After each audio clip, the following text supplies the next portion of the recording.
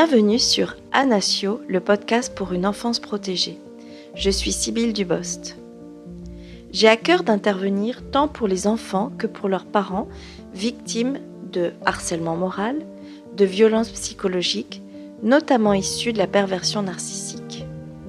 Ma spécificité, c'est d'avoir une approche pluridisciplinaire, c'est-à-dire que je travaille en lien avec des professionnels spécialisés sur ces sujets.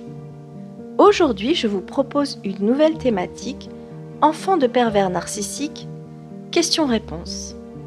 Je suis heureuse de vous retrouver avec cette nouvelle thématique qui vient pour répondre à des questions que j'ai reçues sur la thématique des enfants de pervers narcissiques issus d'un parent PN, père ou mère. Je vous propose donc des réponses sous forme de podcast, donc n'hésitez pas à me transmettre des questions si vous en avez sur le sujet.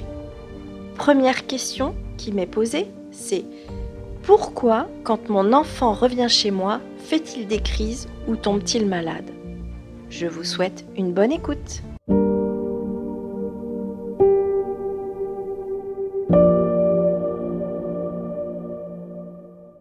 Être enfant de pervers narcissique, c'est être victime de manipulation, de harcèlement moral et également de violences psychologiques, c'est-à-dire subir des cris, des insultes et ainsi de suite. Nous avons vu dans les précédents podcasts que le harcèlement moral, tout comme les violences psychologiques, peuvent être source de trauma. S'il n'y a pas trauma, dans tous les cas, cela crée chez l'enfant qui vit dans ce contexte une grande angoisse et une grande insécurité. Son corps va donc se mettre en état de vigilance, en mode alerte, tout le temps passé chez son parent harceleur. C'est-à-dire que le cerveau va déclencher les hormones du stress et mettre tout le corps, cerveau et ses pensées, corps dans son ensemble et le comportement en état de vigilance et d'anxiété permanente.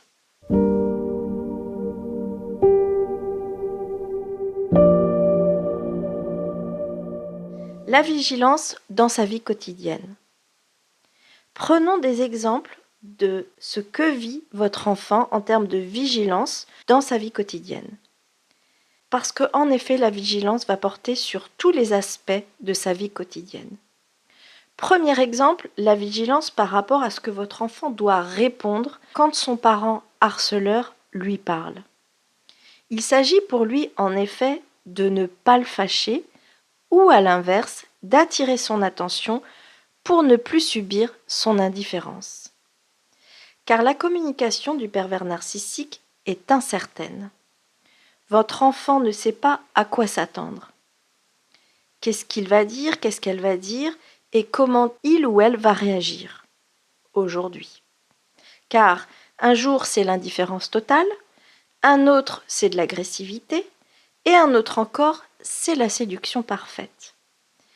Et tout cela crée de l'insécurité, un vol certain d'énergie et un état de vigilance permanent. Autre exemple, la vigilance par rapport aux horaires. Par exemple, l'heure de sortie des cours où le parent pervers narcissique doit récupérer votre enfant. L'heure de sortie des cours est fixe, mais l'heure d'arrivée du parent PN est incertaine. Il arrive d'ailleurs fréquemment en retard. Pourquoi ? Parce que c'est lui qui fixe son heure quand bon lui semble.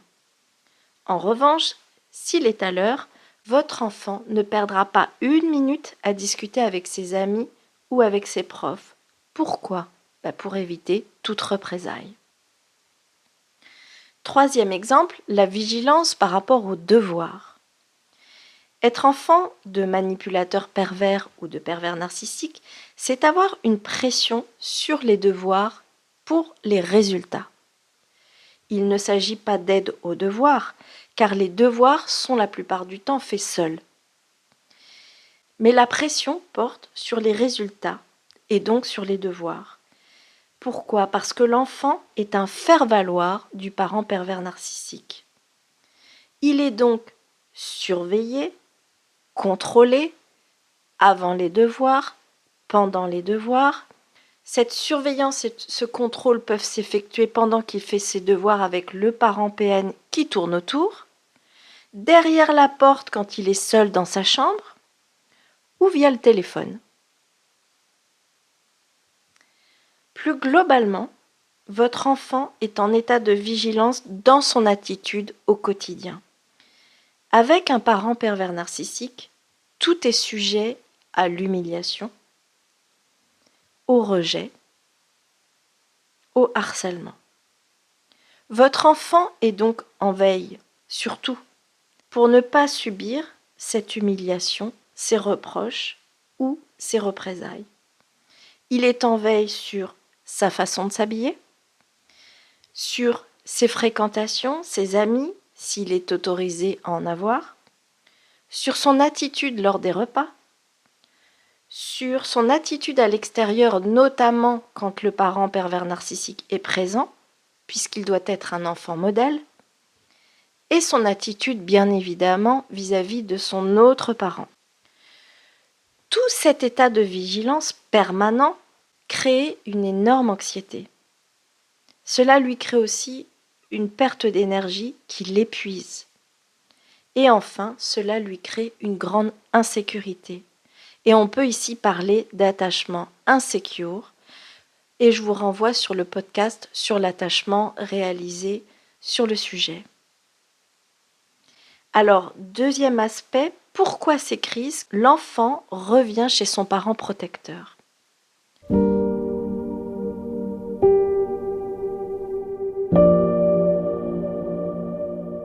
Quand il revient, il va pouvoir se relâcher. Il se sent en sécurité. L'organisme va donc réguler. Et comment l'organisme régule-t-il? Le cerveau régule les hormones du stress. Quand il n'y a plus de menaces, le système se réharmonise et le corps se relâche.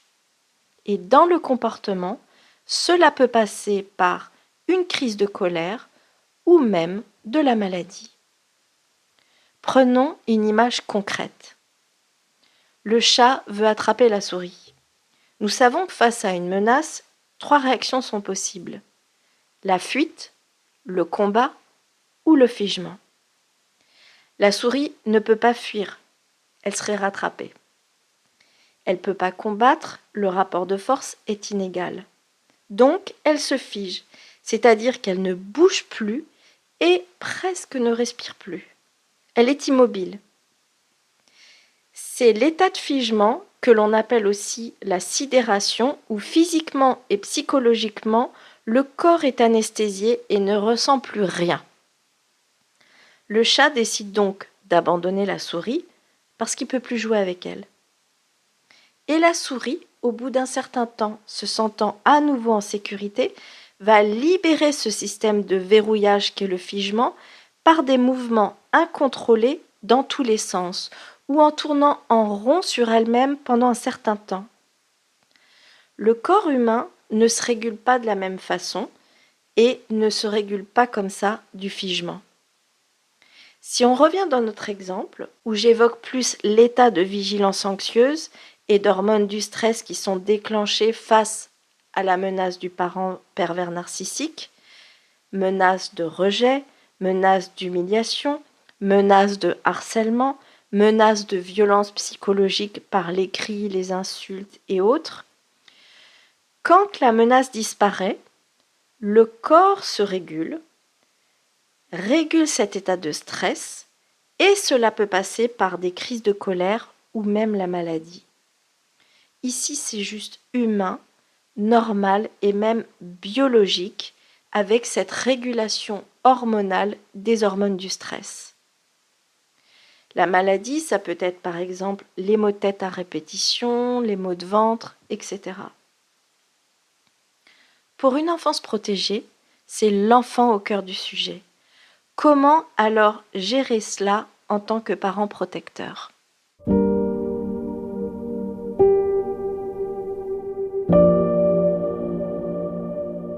La première étape, c'est qu'il me semble essentiel de faire suivre votre enfant. Pourquoi? Parce qu'à force d'être dans cet état d'hypervigilance, qui nécessite beaucoup d'énergie, il peut finir par l'épuisement total et donc des maladies plus importantes et à terme développer des troubles psychiques. Le deuxième aspect, c'est que vous pouvez en tant que parent protecteur accueillir ce qui vient. Oui, c'est pas facile, car vous pouvez assister à une grande détresse de votre enfant, mais accueillez ce qui vient et laissez votre enfant exprimer ce qu'il a à exprimer. Exprimer de la colère si c'est de la colère qu'il a besoin d'exprimer. L'idée ici, c'est d'être dans l'amour et l'accueil vis-à-vis de votre enfant, vis-à-vis de ce qu'il ressent, vis-à-vis de ce dont il a besoin. Et vous pouvez par exemple le prendre dans vos bras et ainsi le rassurer. Une fois la crise passée, essayez de ne jamais parler de l'autre parent en mal, mais simplement de rappeler le cadre de ce qui est juste et de ce qui ne l'est pas, de ce qui se fait et de ce qui ne se fait pas.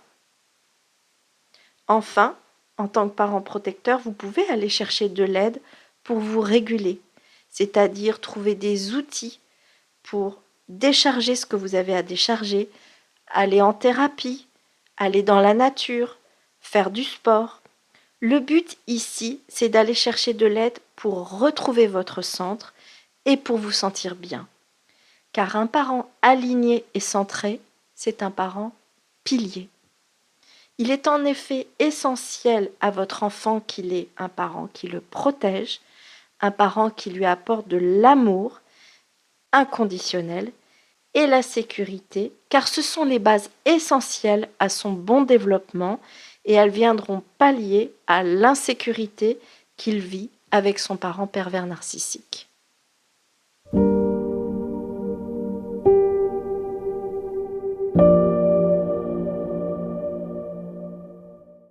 Merci à tous pour votre écoute. N'hésitez pas à vous abonner, à liker et à partager si vous aussi vous souhaitez œuvrer pour une enfance protégée. Vous pouvez retrouver l'actualité d'Anasio, le podcast pour une enfance protégée, sur les réseaux sociaux, sur la page YouTube et sur le site anasio.fr. À bientôt!